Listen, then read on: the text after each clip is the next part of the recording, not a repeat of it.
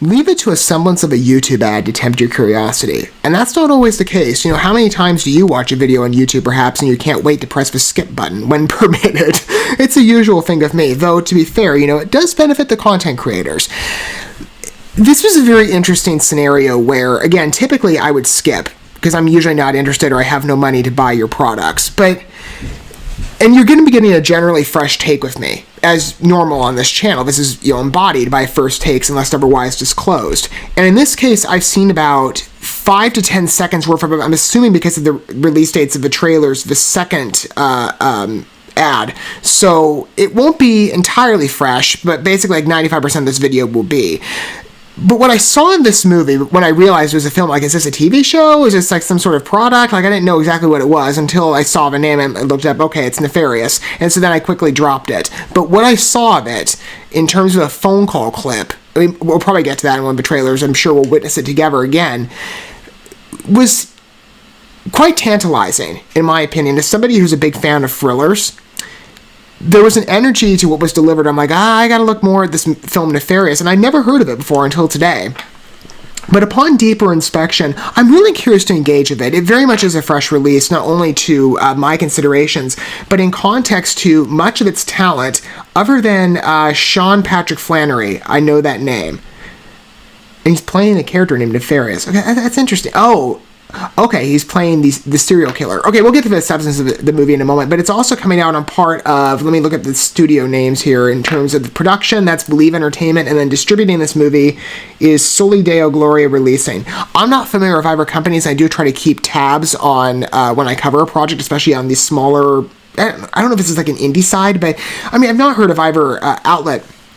But I do try and memorize names to, again, to have a gauge for judging work accordingly from past familiarity and experience. So this will be an introduction, perhaps to both of us. And I'm really curious how to engage this movie deeper. Again, it's the thriller aspect that brought me in and the complexity of the plot upon further reflection on it. And if you're not familiar with Nefarious, maybe, as I said, it's a fresh name to you as well, this is the IMDb synopsis is written here.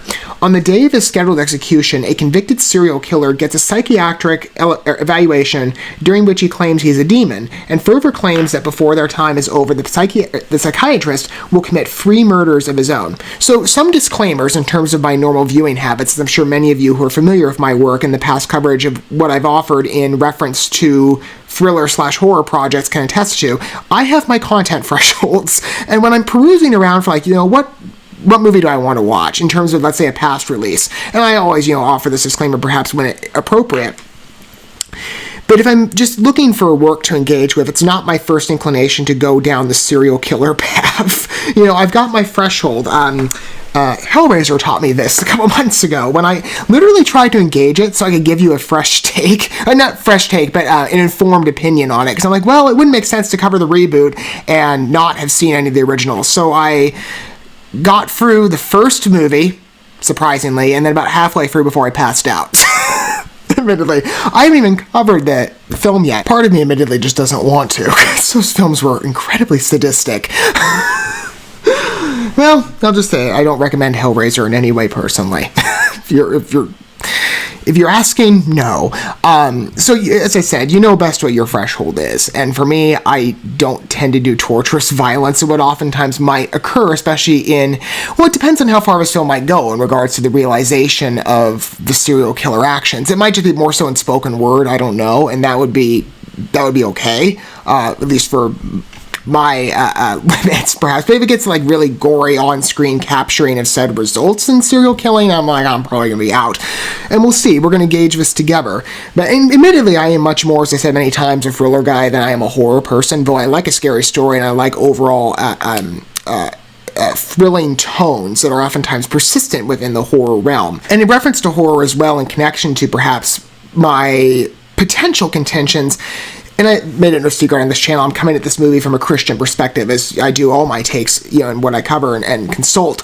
So for me, I don't tend to entertain a lot of movies that center around demons.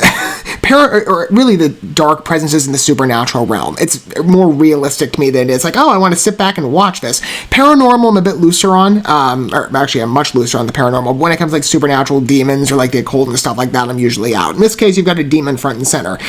Though I find it in context of this movie, this sits in an interesting place. Much like another film I covered very recently, The Pope's Exorcist. That one's coming out with Russell Crowe starring in it. It's a Sony release. And it actually looks kind of promising, admittedly. Though, again, I'm not into demon movies, nor even more specifically possession films. I'm normally out. But that was a true story, and I said as much, that this is like, okay, since this is based on a real priest / exorcist's operations, it might be an interesting opportunity to learn with perhaps sitting down. I might not watch it in theaters, sitting down with a remote control handy in case you want to fast forward if it gets too eerie for you.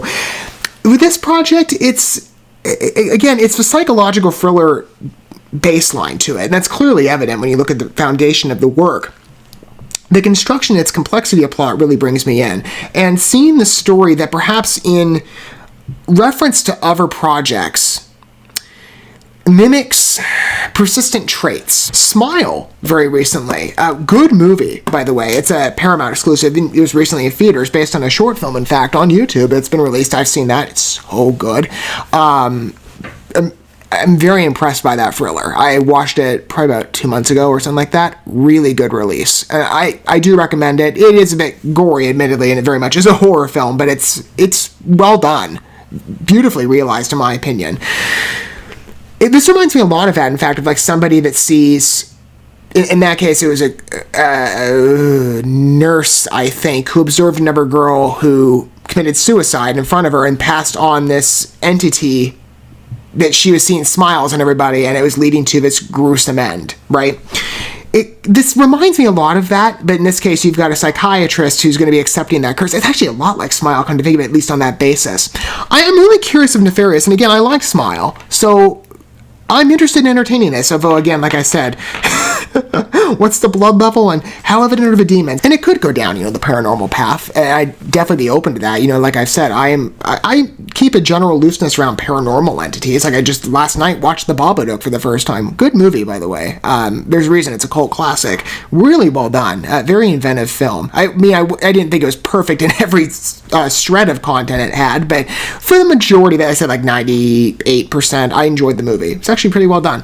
So maybe you don't have the same respect to Nefarious. Again, like I said, psychological thrillers I'm easily game for, even just in testing it. I might not watch this film again, depends on perhaps how far it goes, but I will give it the benefit of a doubt and be open-minded. Let's be open-minded together, in fact, starting with the first teaser, and then I will cut to the trailer right after. We'll just feed from one into the other. Alright, without further ado, here we go. Nefarious.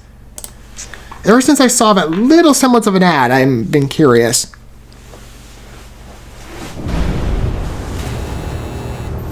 I'm evil. Evil isn't a clinical diagnosis. I'd like to ask about why you brought me... I think a serial killer being named Nefarious is funny. I don't know why. It fits the titling in action. No. Whether you won't believe anything I'm about to tell you. Then give me something to make me believe you. Okay. Let me inhabit you. He got in your head, didn't he? He claims he's a demon. He's a master manipulator. By the time he's done with you, he'll have your head so twisted around you think you're the killer. See, normally I'd be like, today, have committed 3 I might entertain, but I'm really curious. Why would I do that?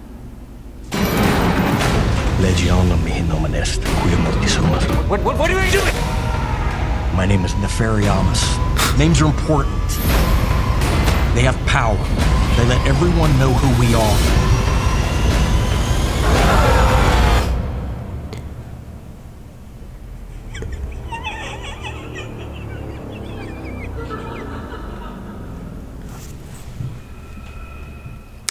I am definitely in the mood for a confined thriller as well.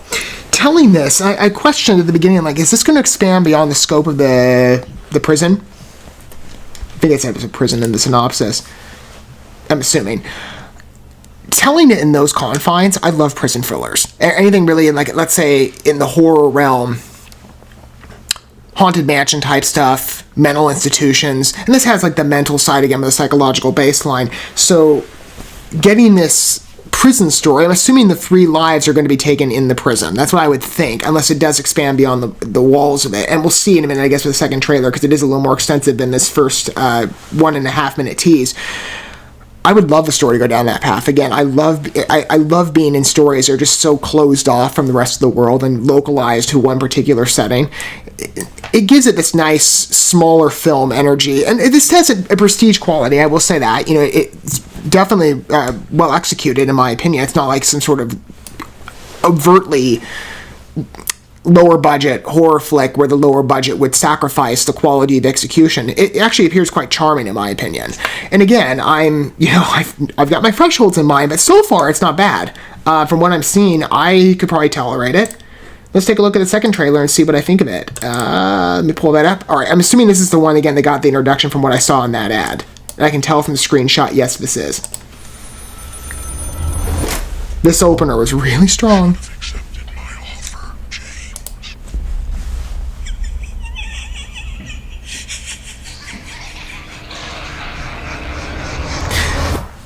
There's a very small group of people that can execute, at least in the back of my mind, such a specific and he's gone insane. What's what I'm looking for? Capable of being executed. Evil laugh. I need you to prove he's faking. This is perfect in my opinion. Edward? I'm gonna ask you some questions. I'm not Edward. I'm a demon. Demons aren't really a thing. You're gonna learn the hard way, buddy. Edward. We own him. We? He's a master manipulator. You have your head so twisted around you think you're the killer, not him. And give me something to make me believe you. Prove to me you're a demon. No, that's not asking a good question. It's probably just a coincidence. I think he needs more proof than that. He's like, that's such a cliche example. Give me more. Think you asked for it, buddy. I need you to see something. You got a fan. Did the same thing with all his victims. Help me! I'm trying to, Edward, but you have to answer my questions. You have to tell me the truth.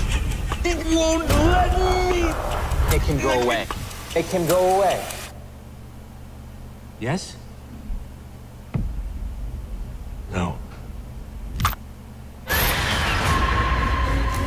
It's starting to happen. Can you feel it, James? Can you feel it?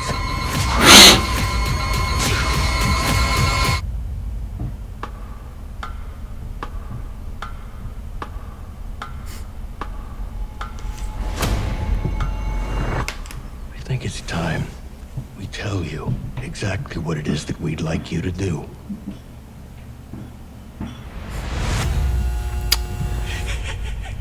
I'm really curious. You know, keeping again my conditions in mind, I'll probably look into some, not for the sake of spoilers, I wouldn't want to go that far with it.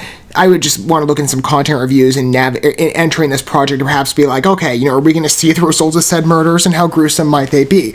Or it's going to be entirely a psychological duality between psychiatrist and nefarious, where he's sort of playing shades of two presences between the nefarious entity. Maybe there's more within that. He kept saying we. Like, is this like a Legion thing? I don't know, like, how many are in you, buddy? Yeah, I don't know. I wouldn't want to be him. It's a very competent illustration of, I would say, a man at war with himself. So we would say, you know, therapy is a necessity in his case of action. Well, this might be, you know, a situation where, like, the devil made me do it, that type of action. Or in this case, nefarious. Or, how did he refer to it in the Spanish tongue? I missed that. Because there was a good mixture of language as well. There was an interesting overlap. Presentation-wise, as I said, I love the confined aspect of the psychological baseline to the story. Immediately attractive to me. And the capabilities of performances, perhaps, on both the lead roles are of interest. I sense, again, a complexity of a story that I find compelling. And one that overrides other points of contention for me and I'd still question again, what is the extension of this work in regards to said presences, and how overt is it made in terms of the film, and when you're considering the serial killer action, how far does that go, right? Is it restrained, or is it, I would imagine it's probably restrained to some extent from what I'm seeing here, although they could be saving that for the movie. Or it might just be more so this all spoken in action. It might not go much further than that. There's a part of me that is very curious with it, very much so like The Pope's Exorcist. I'd love to hear if you maybe have the same takeaway down below. Again, I find this film sits in an interesting space for me, of course, if you wish to disclose your perspective. I look at this project a bit differently than I do other works by comparison that follow similar threads. So, Nefarious, I mean, I had a sense going in that this would be an interesting release to engage, and I might take a look at it. It debuts in theaters pretty soon on April 14th. It's about 6 days from now when I'm filming this. I mean, we'll see. I'm not sure.